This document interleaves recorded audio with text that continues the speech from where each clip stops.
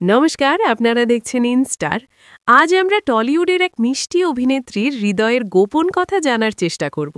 দেখুন এই ছবিগুলো।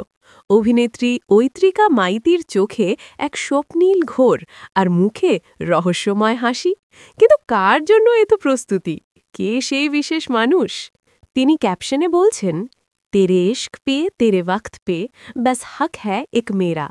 এই অধিকার বোধ কি পর্দার কোনো চরিত্রের জন্য, নাকি বাস্তব জীবনের কোনো প্রেম কাহিনী?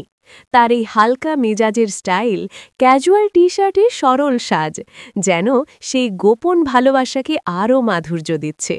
অভিনেত্রী ঐত্রিকা মাইতি এর আগে সোহাগ জল, খেলনা বাড়ির মতো জনপ্রিয় ধারাবাহিকে দর্শককে মুগ্ধ করেছেন। এই অভিনেত্রী সব সময় তার ব্যক্তিগত জীবনকে ক্যামেরার আড়ালে রাখতেই ভালোবাসেন। তাই তার এই আবেগপূর্ণ পোস্ট এক নতুন কৌতূহল সৃষ্টি করেছে।